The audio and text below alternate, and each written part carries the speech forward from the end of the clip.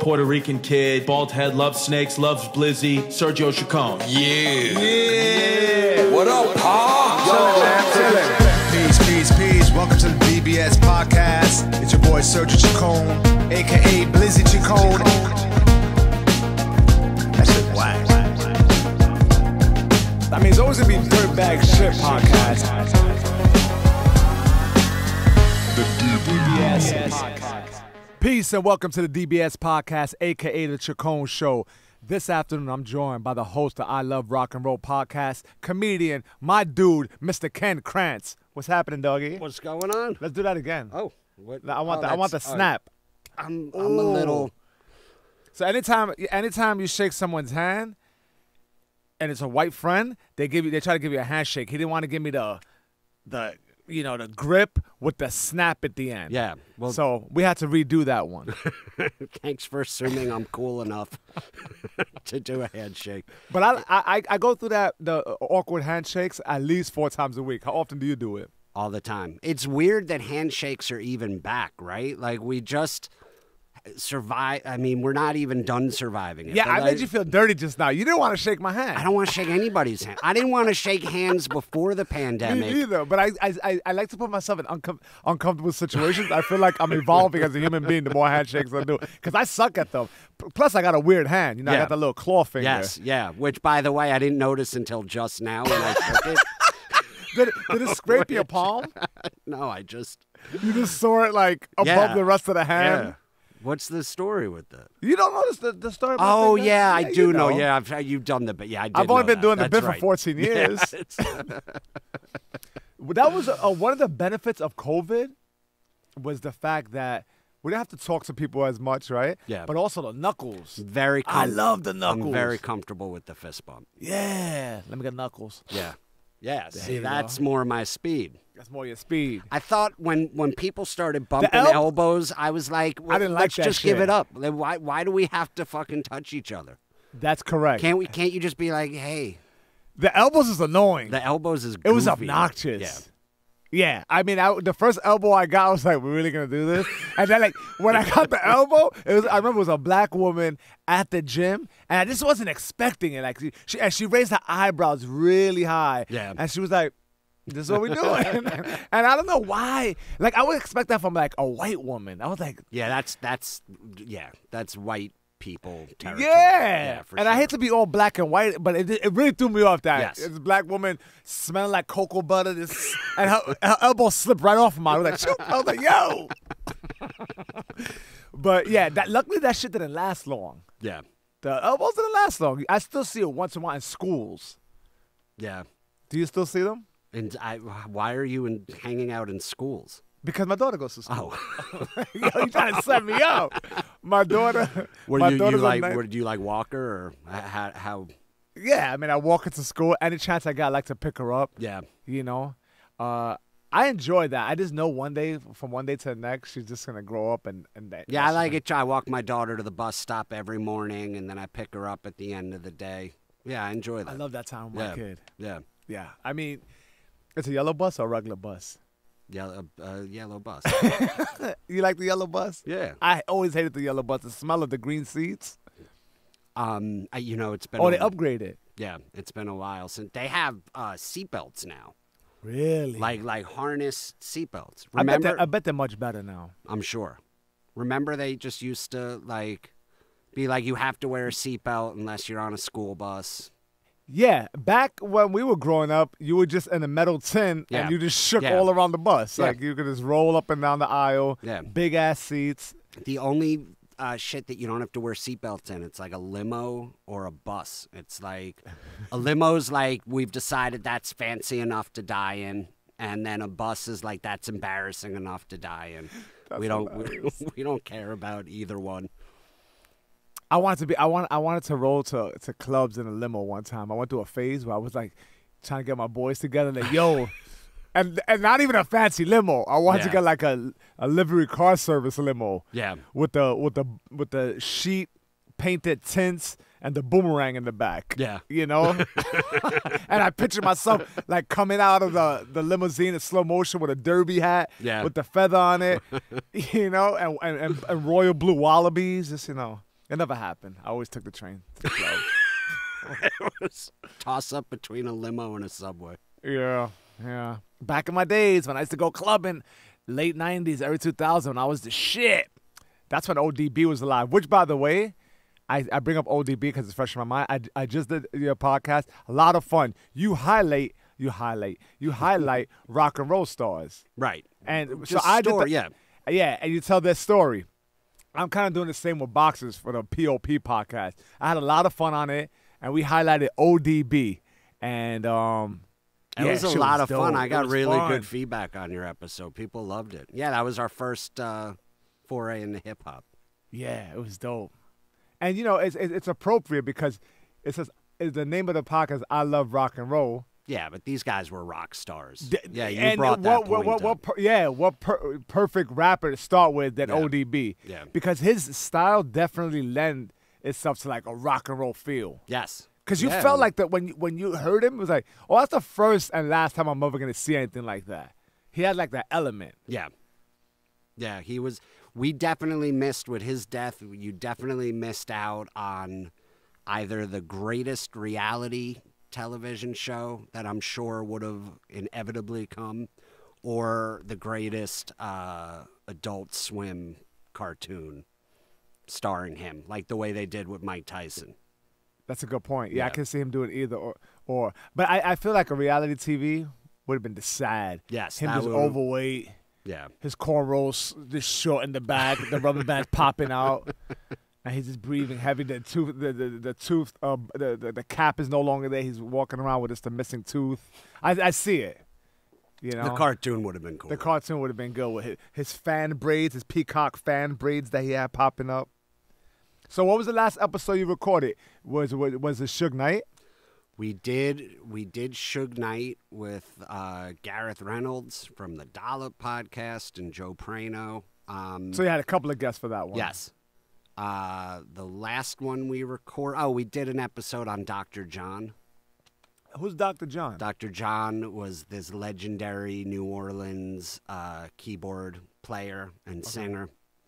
He was he had like a voodoo persona. That's appropriate for New Orleans musician. Back to Suge Knight. He killed people. He's far more interesting. Suge Knight, yeah. Dr. John didn't kill anybody. Suge Knight. But he was into voodoo. He might have done that shit behind the scenes. Well, I don't think he was really into voodoo. I think that he did it sort of as a one-off gimmick to like try and get a record deal and sell an album, but then it took off and it just sort of stayed with him. Interesting. He rode the voodoo crest for a good 3 or 4 albums, like as far as you could take it. It's interesting how musicians adopt like a persona like that, and then it sticks. I mean, have you ever had like a dark place in your life creatively where you was like, yeah, I'm gonna read some Satanic Bibles by Anton LaVey, and that's gonna be my thing. Did you ever do that? I never did. I mean, I always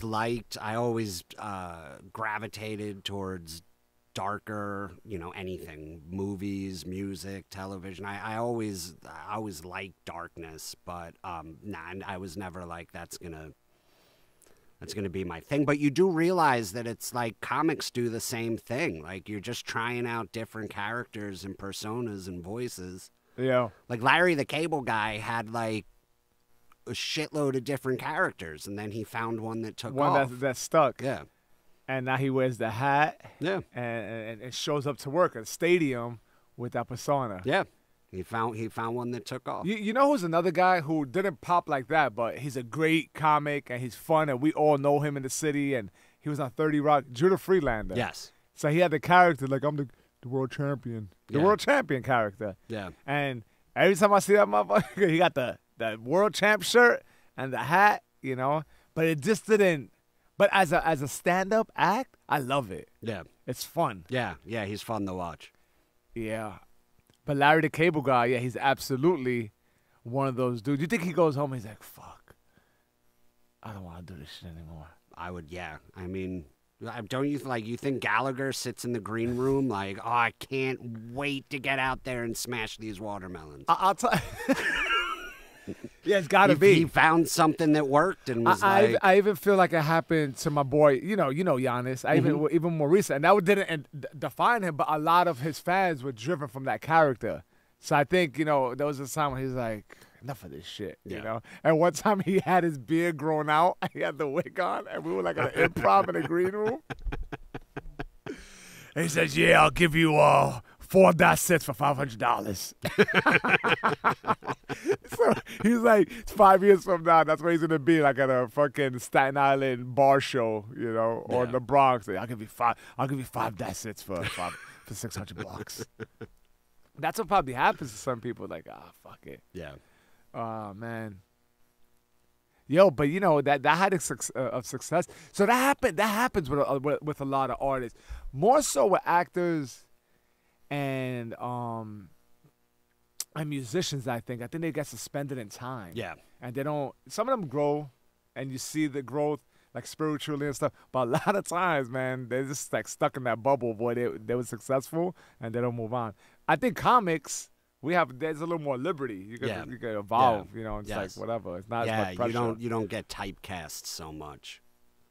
Actors get typecast. And it's gotta be a really shitty feeling when that bubble bursts, Like when you're Adam West and you're on Batman and the whole world loves you and then, like a year later, your show's canceled and nobody can see you as anything but Batman, and they're shooting you out of a cannon at a state fair in your Batman costume. That's got to be like... Yeah, you just got to stop. Just stop. Yeah. You got to know when to just quit. That's why, who I respect the shit out of? Even though everything about him annoys me. I don't agree with his politics at all. Who's this? Chachi. Scott Baio on Twitter, because people attack him and they're like, "You one-hit wonder. What have you done?" And he was like, "What have I done? I start on a TV show," and he'll answer you. He'll be like, "I start on a TV show that set me up for life, and I only have to work when I want to. That's what I've done lately. I play golf every day." Who's the boss or Charles in Charge? Charles in Charge. Right, I always got mixed up between those two. Charles in Charge. Yeah. And people attack him, and then he just calls them a shithead, and you're like, he's a hardcore, right-wing guy. Very, very, super right-wing. I thought you were talking about Angel Salazar, Cha-Cha.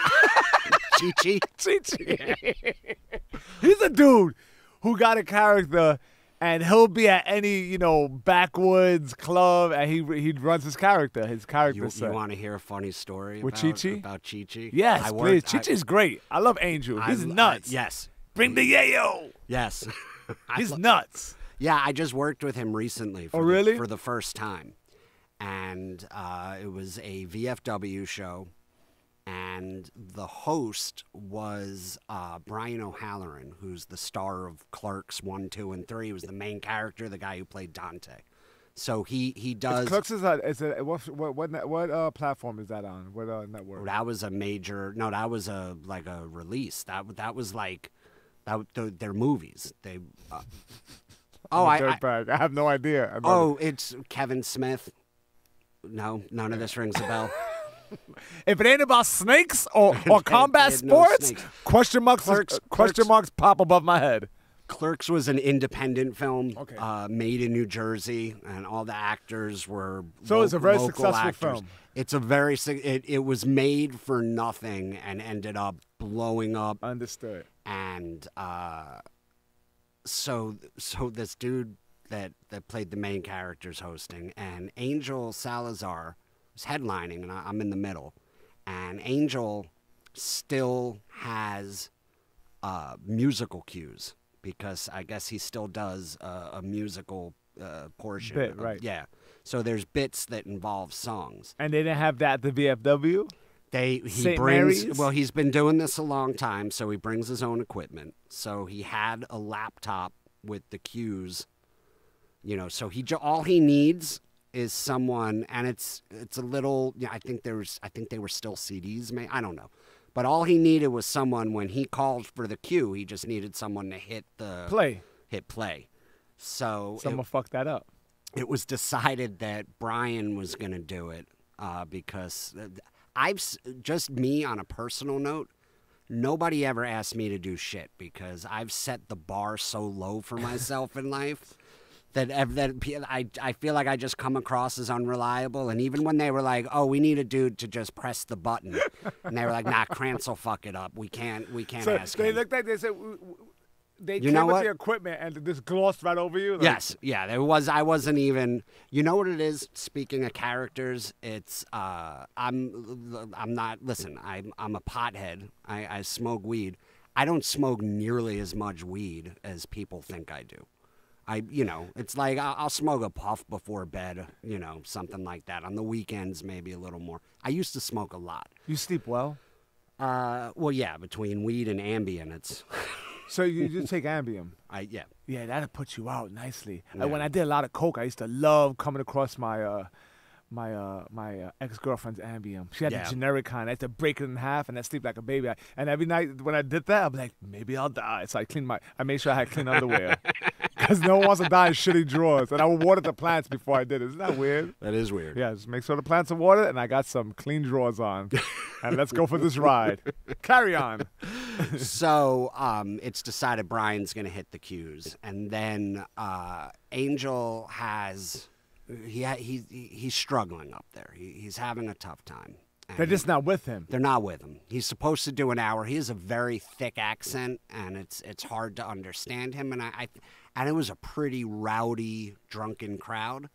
One thing about Angel, though, he can't be wavered. I'm sure he's still committed to his set, didn't address what was going on, and just shot straight through, right? Am I correct? He was, from what I could hear from the bar, it sounded like he was just soldiering on. That's Yes, just kind of yeah. like trekking forward. Yeah, and then I'm watching as people are kind of filing out, but Do people even, do you think this crowd knew him?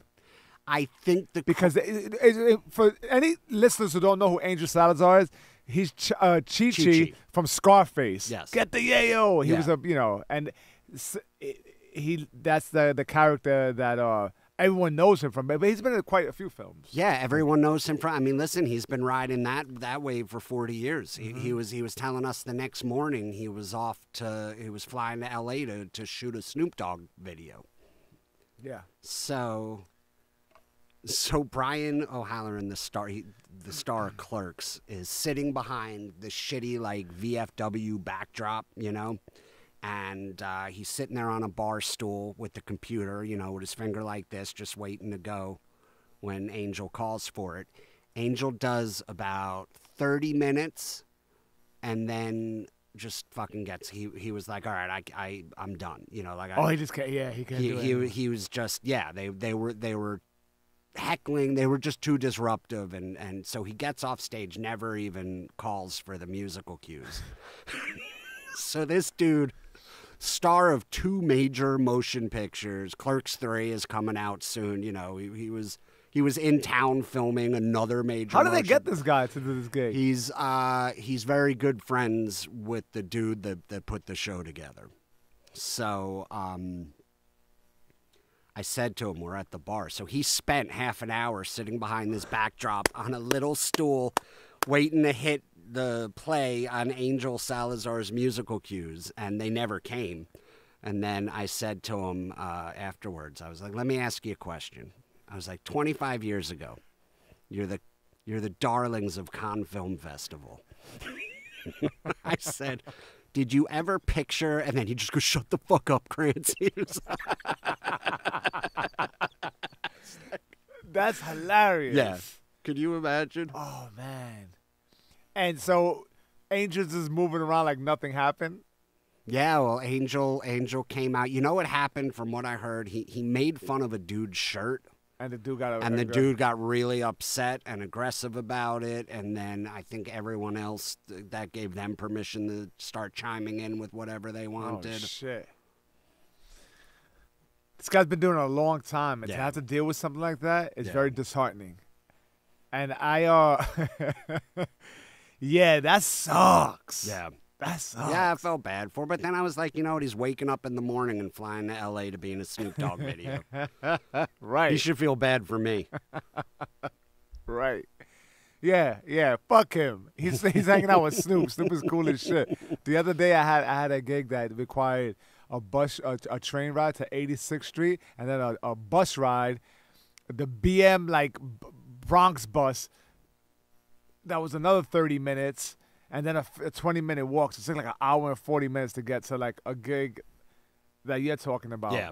You know, where as soon as the host went up, they were like, jokes, doing shit like that. Some dude with like tinted glasses. And, you know, I was like, oh, God. Isn't it? It's as you get older and you do it longer, that shit's just harder to deal with. Even just the getting to the gigs. Yeah, I said yes to this one because the comic is a good friend of mine and the crew was dope. But and everyone, like the other comics actually did very well. I didn't have a great time. They, with me. I think they booed an abortion joke I had. Yeah. And I didn't even reply to it. Like I was like, whatever. I kind of soldiered through. But I don't do well in gigs like that. I don't do them often. Yeah. But I've never been like, I can rock this. But when you figure it out, fine, you know. And they always pay decent. Yeah, well, that, in Jersey, I'm in Jersey, so in Jersey, there's a lot of those. There's tons of those gigs. Yeah. Actually, coming up in Jersey, starting out in comedy, it was a little, like, obviously you want to be in the city, and when you're in the city and you have, like, one of those magical nights where there's no better place to tell jokes. But in Jersey, you can get those 20-minute sets earlier on, at VFWs. And you're dealing with a room full of drunks. You're dealing with shit It does shows. build a muscle, but then after there is a time where you just don't want to deal with it anymore. Yeah, you're like, you know what? Because I always thought, like, well, those, like, the stories, the bombing stories, the shit show stories, they're so great. They're so funny. That I was like, I'll do it just for the story. But then you get to a point where you're like, I have enough of those stories. Yeah, and it's almost like the same formula is required to do well at a show like that. You have to address the audience and, and listen, there's you should address, right? Like you don't want to do your comedy at them. Right. Right? And I'm not coming up with this. I read this somewhere. I was like, that's right. I definitely know when I did comedy at people rather than being present. You know what I'm saying? Like, so part of it could be my bad, but, I was so resigned at that point. Just walking in there when you're fucking on it's also like when you do a good gig, like a week before, like a fucking sold-out theater or something, it's like, it's hard to readjust to be under a fucking disco ball, parquet floor that looks like it's meant for breakdancing. The people are 100 feet away. And there's a buffet. Right. And you smell the food. Well, that show, that Angel Salazar show, it was in Red Bank, New Jersey, the Red Bank VFW. And the Saturday before, 1 week earlier, I was at the Count Basie, which I know you've been at with Chris, which is this historic New Jersey theater where all the greats all these musical greats have played. And it was like, you do that, and you got a nice dressing room, and they take really good care of you, and then a week later, you're at the VFW. Almost every time after I do a weekend like that, I end up getting that little bit of slice of humble pie. Oh, it's almost inevitable. It's almost like, yeah, motherfucker, stay on your P's and Q's. Oh, it's just what it is. It's just what it is. Suge Knight wouldn't stand for that shit, though. Suge Knight, no. Suge Knight didn't take much shit. What was one thing from having Suge Knight highlighted on your podcast show that was new information to you? Because I feel like I know a lot about Suge. I didn't know that he was... his name is Marion, by the way. Yeah, which is hilarious. Like this big, intimidating dude, but his name is Marion Sugar Bear Knight. Yes. And he was an ex-Raiders football player. He was a replacement player, which I never knew. Which, by the way, I just ordered the Raiders hat 6 hours later. John Gruden. Yes. 6 hours later, John Gruden gets caught with the dirtbag emails. Oh, those were some... I like one email came out. And then you read them? I didn't. I read the one. I read the first one where he made fun of the gentleman's lips. But what did he say about his lips? I think he said they looked like Michelin tires. Oh, so we're talking about a black player's lips? Yeah. I didn't know he was saying anything racist. Yes. Wow, I thought Well, then he claims he didn't mean anything racist. He meant that he talked a lot. He had like loose lips, and he was. I mean, it could be that. Well, it could be that, I guess. But I rather get a racial tone, or a dirtbag racial tone when I hear that. Yes. When I think of that sort of personality talking about a black person, that's immediately what I go to. Now listen, if that's the only email that ever comes out, then all right, probably not, but maybe. But then then they find hundreds the next. But a day. lot of a lot of shit against women and. Dude, I didn't read what the New York Times had it on a paywall, so I don't even know exactly. What do you mean a paywall? Where you have to you have to buy. Yeah, it's I hate that shit. I hate when I'm like scrolling through my phone, then I come across a great article on the New York Times like that. It's an intention. The title's an attention grabber. Yes. And then I click on it. I was like, subscribe for $12.99 a month. I'm like, fuck you. Yes. Yeah. So you get like 3 free articles a month or something. And I guess I already used them. Oh man. Yeah, I'm a little curious on what he might say. But apparently it was a ton of homophobic and shit about women. Yeah. He resigned real quick, so the emails were still dropping, and he was out of there. Yeah. What a dummy. Yes. On fucking email, what a fucking dummy. Oh, Jesus. You ever think about some dirtbag shit you might have said that's floating around the internet, and you're like, oh. Oh, yeah. I, for sure. There's definitely some dick pics floating around. Not for me. But, well, I mean, I had a whole podcast before I Love Rock and Roll. And you were on it. Yeah, with you and Ritu. Me and Ritu. Yeah. But we used to say horrible shit. We used to say horrible shit all the time. Her probably more than me even. But because you know what it is, it's like when you're doing something like this, you really forget that someone might actually hear it. It's kind of like you're just talking in a vacuum. And yeah, right. And it's also like you're just talking shit. Yeah. A lot of times we're talking shit. Yes. Right? You got to sit there like we say to each other behind closed doors. We talk shit. We talk shit about the comics. We talk shit about, we make fun of each other. There's a lot of shit I would say to you outside of this that I wouldn't say in public, right? Same thing with, vice versa. The closer you are, the harder you go. But, then people take it as a statement. But, it's not a statement, really, Right. But I can't defend each and every one because who knows what the intentions are, Yeah. But luckily, Ritu scrubbed it from the internet. Oh, did she? So they're gone. So I do. You know what? Like I worry, because with I Love Rock and Roll, as I'm booking, I've been getting some like big name musicians. So you don't want anything. And coming you back. don't want them because you're reaching out to people who don't know you. Like, this guy said this. And you don't want them. Well, before I agree, let me Google this dude, and then he said. Whatever. I'm not even going to give an example. Did anything pop up for you? No. Yeah. That's good.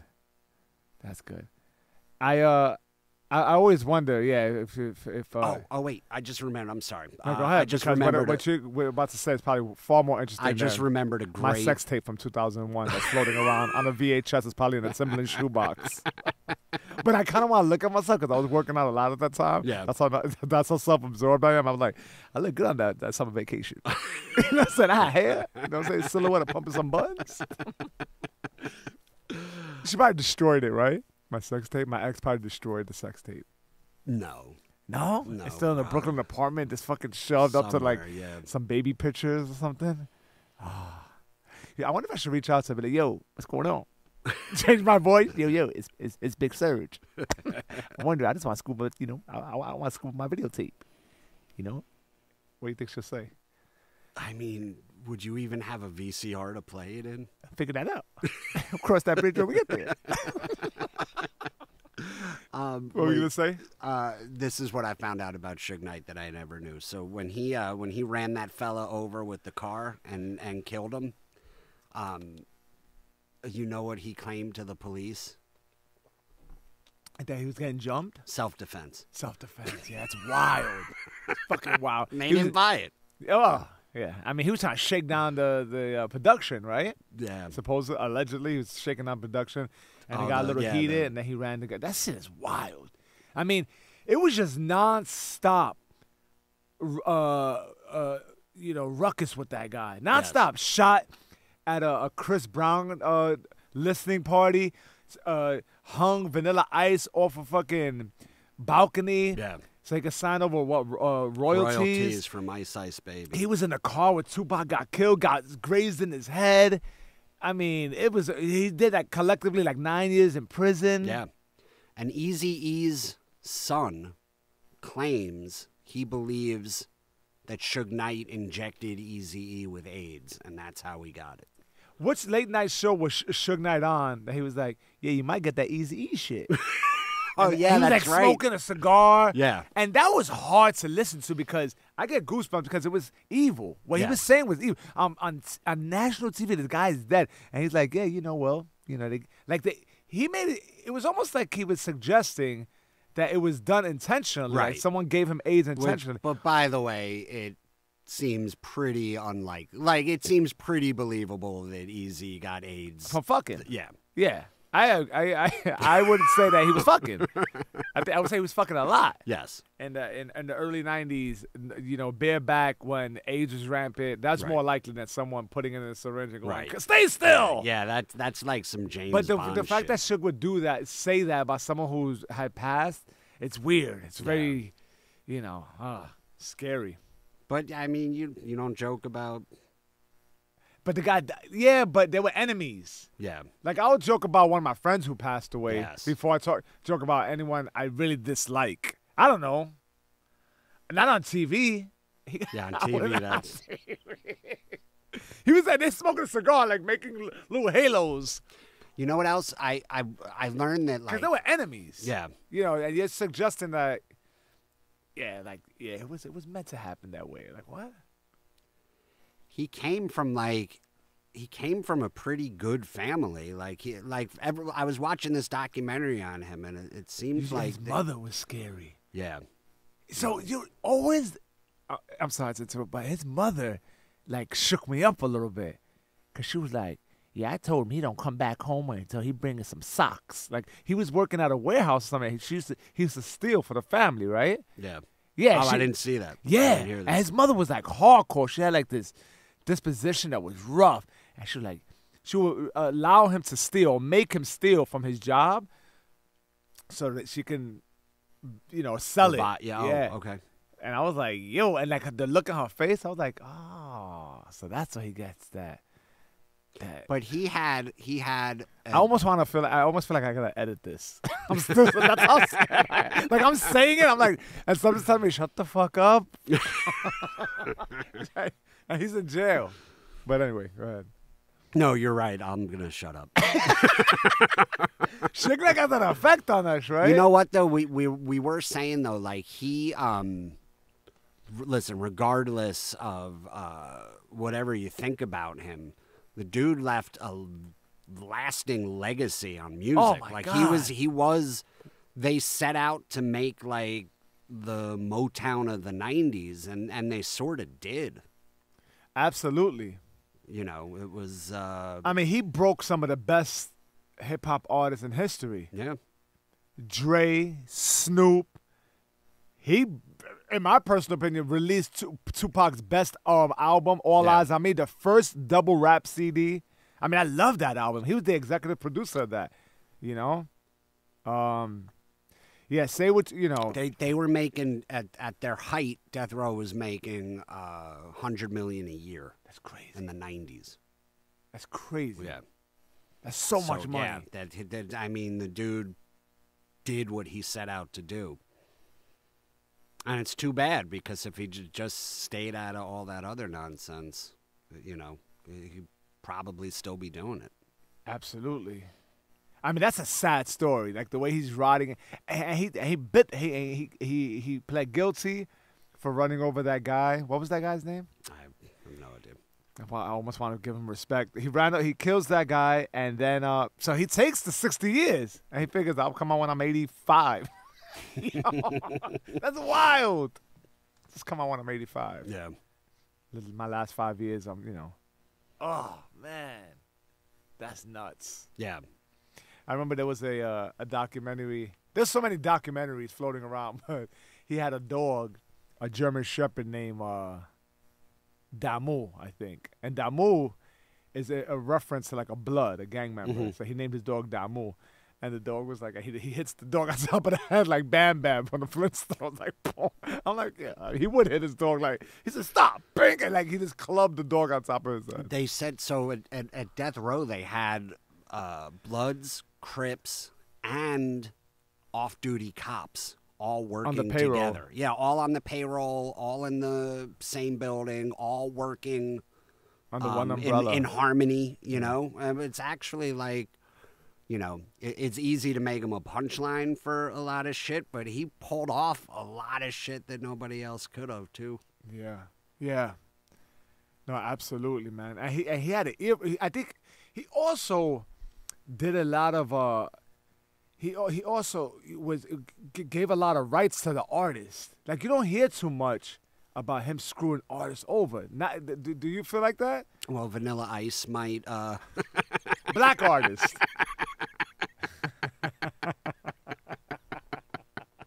I feel like a lot of guys got a good deal with him. Yeah. You know? Suge. Dude was big, too. Yeah, he was a big dude. There's a funny picture of him. Like, he got two girls in headlocks. It's like he's like rolling on ecstasy, like this, dancing. And the girls are like, and every time I see that, I think to myself, damn, I want to do drugs again. You know? Like, God, that looks like fun. You did say yesterday when we were on the phone, that you had a I had story. a dirtbag story. Oh, and we love dirtbag stories here on the DBS podcast. Yeah, I met a dirtbag young lady recently, and she had me thinking of that because I knew that I was booked to come on here when this happened, but I was working at Stress Factory. I was featuring for Orny Adams, and Orny Adams, very popular after that Seinfeld.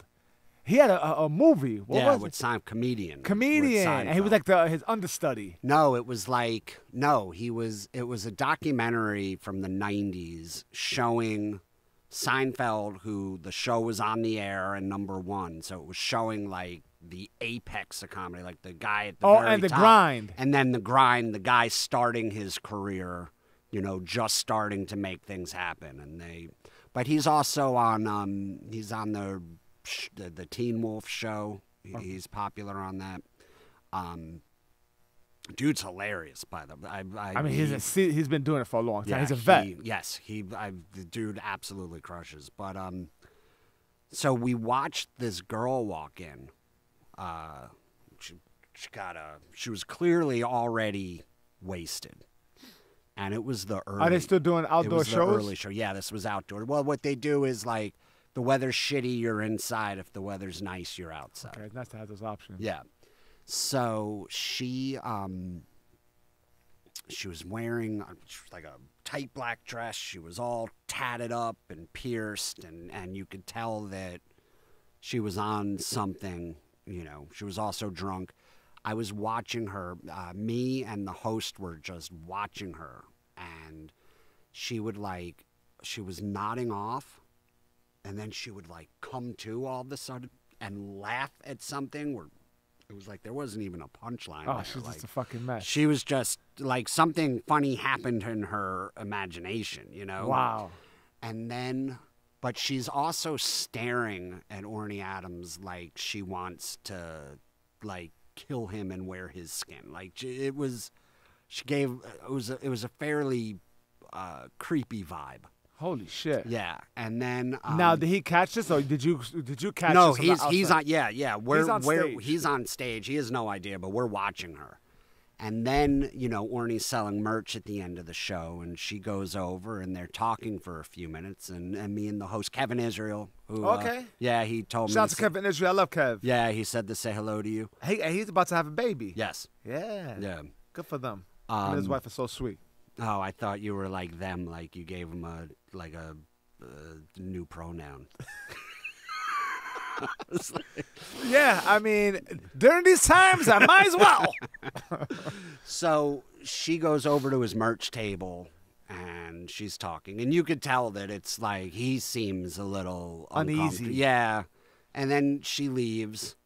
And so at the end of the night, we were like, hey, what was that girl saying? And he was like, oh, just that, she hates her husband and that she had to get away from him and he's such an asshole. And she just wandered into a comedy, she got a ticket and she was, thanking me for getting her mind off of her husband. So we're like, all right. So fast forward, I stayed in New Brunswick that night, and then the next morning, or the next afternoon, I go by myself to grab some lunch at a bar. And I sit down at the bar, and I look over, and she's sitting right next to me. Oh, creepy, scary. Same dress, like in last night's clothes, still drinking. Was she stinky? I wasn't. We were like catty cornered, so I'm gonna say yes, but that's just me assuming.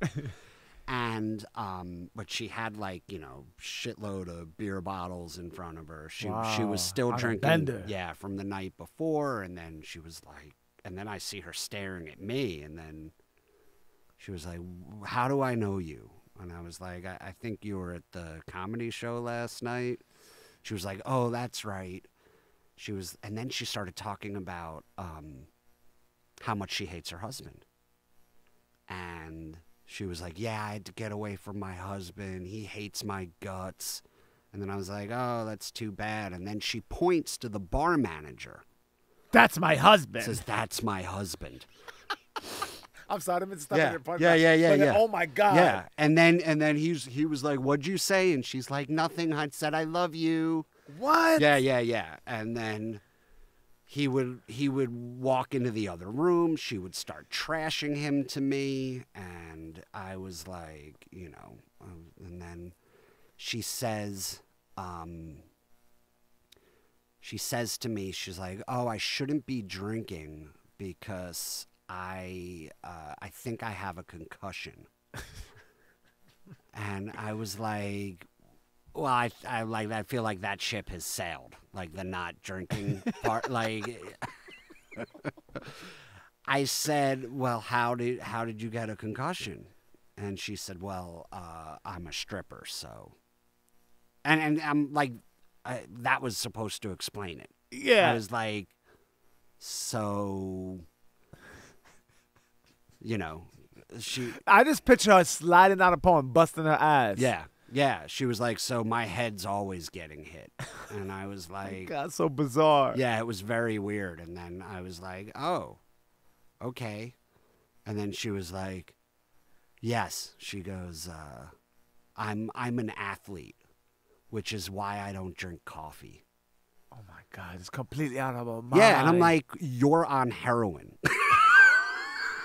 Like, clearly, you're on you're on something. Like, I just wanted to tell her, like, I think it's okay to drink coffee. Like, I think I don't think it's gonna derail your career.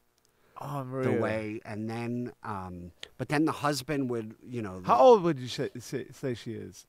30s, 40s? It's hard to tell. No, she was young. She was probably anywhere from mid-20s to early 30s. But, she had that, like, rode hard and put away wet stripper look, Mm-hmm. And then, but then the husband, and then she would just badmouth him. And then he would peek around the corner and she would smile and tell him she loved him. But, like, very sarcastically, And Did he look like a supreme dirtbag? No, he looked like a respectable bar manager. This wasn't like a dive bar. It was like an upscale bar. He looked like. So she's like, it's probably most likely that she's like the problem. Yeah, I would. Yeah, I would. Without knowing this gentleman's story, I would tell you with a lot of confidence she's the problem. And I even said to her, I was like, every marriage has its ups and downs, I'm sure you'll be fine. She was like, no, he hates me. It was a mistake. It's enough. And I was like, well, how long have you been married? And she was like, 8 months. Then she says to me, she was like, I tried to be a comedian, but I got thrown out of all the clubs. Oh my God. So I said, well, what clubs? And she was like, all of them. And I was like, oh, just all of the clubs. So I just had a compilation in my head of this woman with tattoos and disheveled hair just getting tossed out of every club, fucking alleyway, just fucking thrown into the garbage. I said, well, why were you thrown out of all the clubs? And she said, because they didn't like hearing stripper jokes. And I was like, I know some comedians who used to be strippers. Like they're allowed to work in all the clubs. And then she says, they didn't like my joke about how I would rub Vaseline on my pussy to make it look wetter. And then I was like, check, please. You have never seen me pay a check so fast. And then she looked at me and said, you better not talk about me on stage tonight. And then I was like, I probably am going to talk about you on stage tonight. And then she said, well, then I just might have to come and make sure that you're not. And then I was like, okay, I'm not going to talk about you on stage tonight. And then I was like thinking to myself, but I'm definitely going to talk about you on the Dirtbag Shit podcast. Did she show up that night? She didn't show up. That was the last I ever saw of her. But I literally, she said that pussy thing, and then I was like, and I would like within 3 minutes of her saying that. Why? Why would that scare you away? I think I would have been very interested. You know what? It was with the husband was walking around. The whole thing just seemed. I was like, I think I'm out of my element here. Oh my God, that is wild. Yeah. That is fucking wild. Yes. And I just picture, so while she's saying that, I picture like a jar of Vaseline on the table, and you just looking at her with a cup of coffee and an egg sandwich, and a blurred silhouette of the bar back just wiping the table down with a rag around his just hung over his shoulder with his arms crossed, and you're like, okay, check please. Yeah. And darting out of there. I almost wanted to tip her husband. Like, look, here, you look like you could use. Yeah, that's got to be rough, man. It was funny, too, because Orny was texting. He was like, hey, do you want to grab lunch? And I was like, well, this is where I'm at, but this is who I'm with. And he was like, pass. Yeah. Holy shit. That is wild, man. Yes. That is wild. Vaseline on my pussy so it always looks wet. I like that one, though. Listen, there's a premise there. I guess it's so naughty. I did kind of want to ask, like, well, what was the joke though? Oh, that's right. That was part of her. She said that was the joke that got her thrown out of all the clubs. Yeah, it's very. I don't know. As soon as you said that, Vaseline on the pussy so it looks wet, I thought of Cardi B. Yeah. Have you heard Cardi B's music like recently? Any of it? I mean, there's a song, and it's been out for a while. It's called WAP. Yeah. Right. That shit, I never listened to it from beginning to end until recently. I gotta tell you, that shit made me horny. Like I was like, yo, I like this song. It's not a terrible song, and I like the beat. Yeah. And I was turned on by it. I was like, oh my God. And that felt guilty. I was like, should I be turned on by this song? You know what though? Like all of the fucking pearl clutching over that song and all of the it's not the first one to do it though. Little Kim did it, Foxy Brown did it. Listen, every fucking dude is out there rapping about his dick. The rock songs about fucking women and their dicks. It's the oldest subject. It's like the oldest song subject in history. And if a dude had a song, that was like hard ass dick, if it was had instead of WAP, it wouldn't even be a blip on the radar. Yeah, it was so silly that it got all that. But that's good for her. That's actually good for her. That's what they want. Yeah, they want to do that, and it's fine. Like I never was in an uproar because of people's uproar about it. I was like, oh, that's gonna pass. This shit's been done before, and I just enjoy the music. And thanks for making me horny with that song. I don't think I've ever heard a song that made me horny. So that's like the equivalent of like women listening to Prince. They get horny. Yeah, no, you know. So like I never had a song that made me horny. Yeah, so I Cardi did. B, congratulations to you. Do you remember in the 90s, do you remember I Touch Myself by the Divinals? No. With that slutty redhead lead singer? And it made you horny? Yeah. I was, Like videos made me horny. yes, yeah. So I went through puberty. Remember, I used to watch The Box, and you bought a video for $2.99. You called, and the video would come up on the box. Like it was called the jukebox. Yeah. And the song would come up. And I was going through puberty when Luke was out, and that song, I Wanna Rock, I Wanna Rock. Remember that song? Yeah. Luke Campbell. I mean, I was humping pillows. I was warming up shaving cream. I tried everything. I warmed up shaving cream to masturbate. That didn't work out very well. Where did you get that? I was creative. Oh, that was just like nobody older was fucking with you. No. Was like, I just, you know what you gotta do. I was looking at, you gotta understand, right? So puberty, right? When does it start? 11, 12, 13? It's different. It's different, right? I just knew I was pulling my shit to the ceiling, right? My pee hole was like open, like nothing was coming out anymore. It's like blood was coming out, right? And that's disgusting. I'm sorry. And I don't know. I would go in the bathroom just looking for any sort of lubricant, like rah, like I would blast in the bathroom, and I saw shaving cream. I was like, that looks soft. But what made you warm it up? Like- How did you warm it up? I put that shit like in an ice cream bowl, like I put it for a minute, and as soon as I started, it was like plastic. It didn't work. Yeah.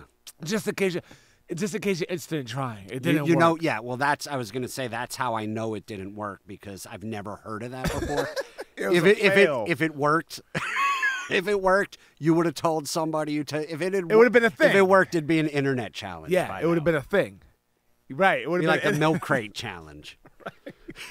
Yeah. I also used to use condoms. I did that once. Yeah, I used to use them. So I was practicing real safe sex. And then I would tie the knot and then throw it out my window. And That's some dirtbag shit. I would throw it out my window. That's dirtbag. And so now my yard was littered with fucking condoms. But I was nice enough to tie them in a knot. Like, it was a whole ritual. I would throw the condom out my window behind my head like a cartoon character would throw a banana peel when they're done with eating it. Just like what floor were you on? the 5th. Okay, so it could have been because I was picturing like first floor, like you know what I'm like. Just throwing it at people. You know, I'm just picturing like I guess because I was thinking of like growing up in the suburbs. I was like, wouldn't your parents be like, we've noticed a large my collection. family members definitely knew. Yeah, okay. yeah. It was it was so funny when I was approached. It was very common. Like, if you're gonna masturbate with your condom and use condoms, just discard them in a trash bin. What do you want for dinner? Was that I don't use condoms.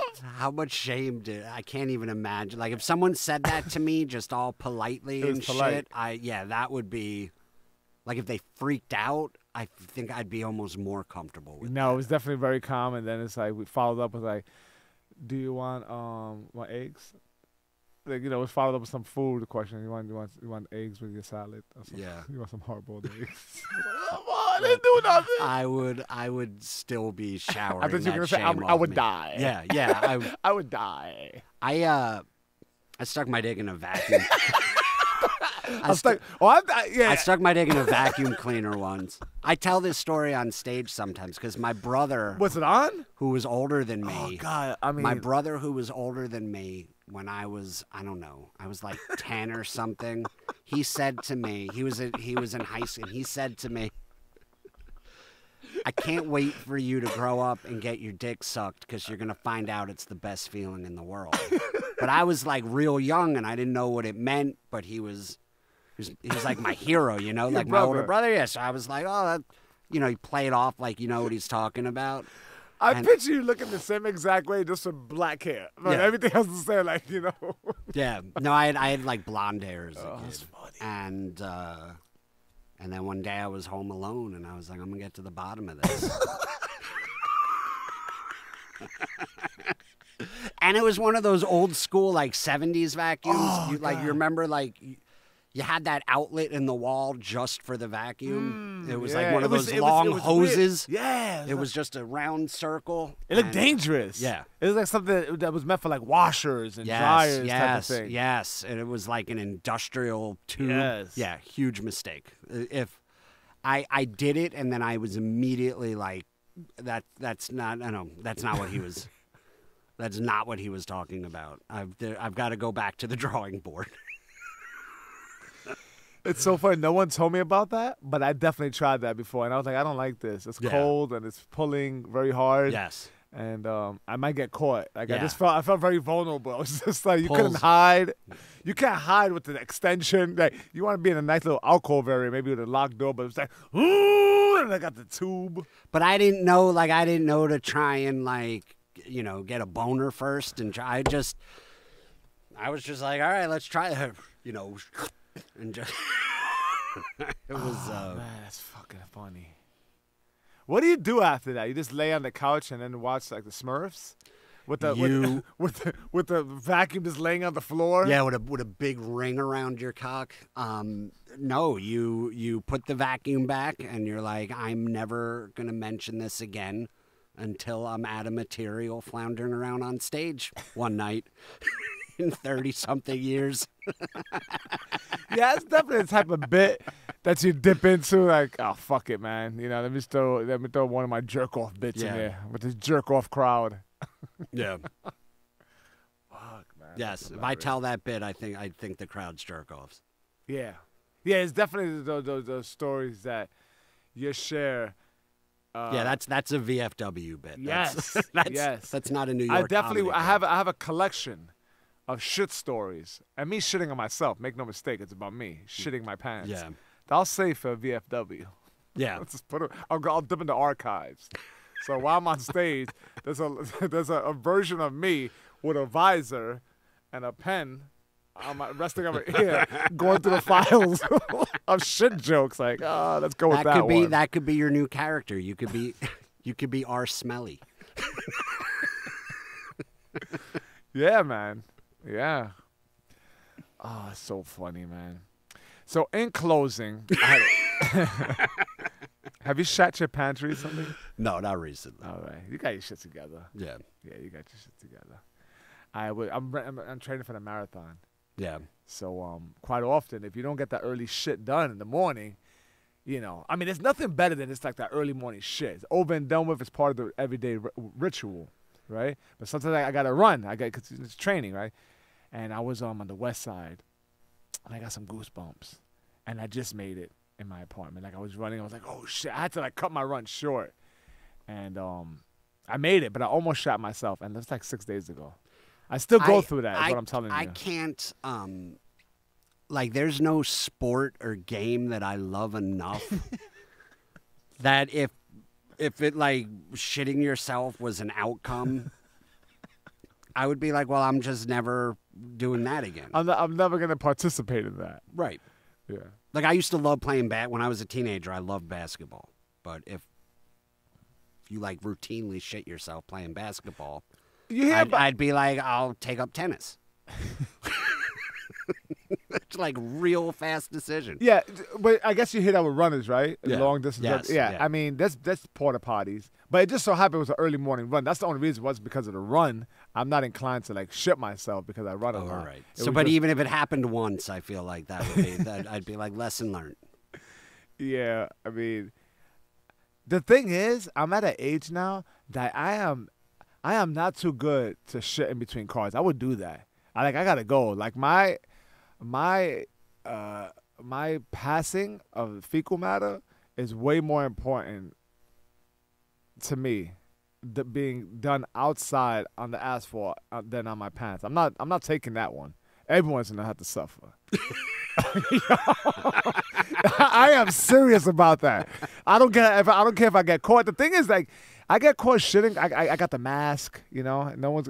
They might. Oh, he looks familiar. They might see the Frida tattoo on my forearm. That tattoo, But I'm doing it. Fuck it. There's a lot of people who shit in public now because of the pandemic. People just don't give a fuck anymore. Yeah, the pandemic does seem like it's people are losing some of their inhibitions.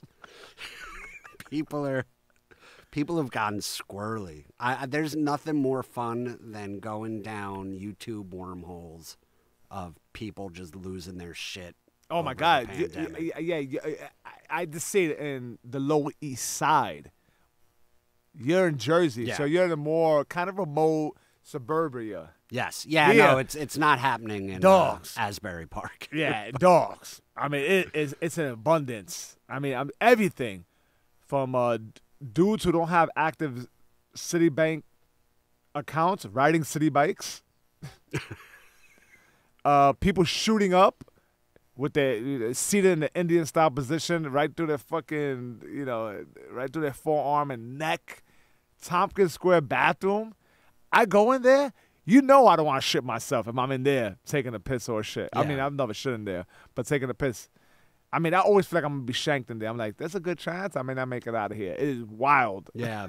I went to, I was at Woodstock 99, like the one that they burned down. And the first day there, I remember opening, I'm not going to get gross with it, but I opened up the porta potties and you were like, oh, no, it's you can't even take a step in there. Not a one of them, So it was like you just had to readjust your game plan. You're like, and this was back when I did drugs, so it was like, what all kind right. of drugs were you into? All of them. Really? Yeah. I never knew that about you. Coke, X, mushrooms. Really? Oh, yeah, I loved it all. Which was your favorite? My favorite was a hit of X, and you chase it with some mushrooms. Really? Yo, you're wild. We used to call it the MX missile. What? Yeah. I had no idea, Krantz. Yeah. I was back. And the Angelo Lozada voice, Krantz, you're savage. You're savage. Wow. But dude, listen, that sounds very Doug very Stanhope. White. Yeah. Doug Stanhope used to crush up cocaine and mushrooms and sniff it called mocaine lines. That's hardcore. That I never tried. But I remember, like, I looked in the bathroom. I was like, all right, well, I can't eat. There won't be any eating for the next couple days, and I can't do coke because that you do one line and you're running for the bathroom. So I was like, all right, so this is gonna be like an X and mushrooms weekend. That's not bad. You had to adjust your game plan. So you would just do it throughout the weekend? Yeah. Fun. Yeah. Last time I did X was when Michael Jackson died, I think. Yeah. And I was everything I said flowed out like butter. Like I could say no roar. And I was at a festival of some sort, and every time I touched somebody, I felt like I melted into them. Yeah. And man, everything I said was smooth. Bang, bang. And then there was a Michael Jackson impersonator while we were walking down Hollywood Boulevard, and I just remember him going, hee. And I was rolling like it was the greatest thing. To see Michael Jackson like come back to life high. Yeah. The day after, like the weekend after he died, and he was like, hee. Were you bummed out by that? Not really. Michael Jackson. I mean, I like, I wasn't bummed out, but I wasn't affected. He was. It was hard. It was hard to overlook some of his nonsense. But it was like, I do like the music, so you try and figure out, like, all right, where do you think he got weird? And then I was like, I feel like Off the Wall and Before. Off the Wall was his best album, yeah, right? for sure. Still safe to listen. I was like, I feel like Thriller is probably when he started fingering little booty holes, going sideways. Yeah. I mean, we just gotta appreciate the work and hope, and just separate it, and just appreciate the work, because if we did that with everything, there'll be nothing we could consume. Especially with artists, musicians, with everything, with absolutely everything in this world. Yes, everything that we're into. We'll be walking around naked. Yes,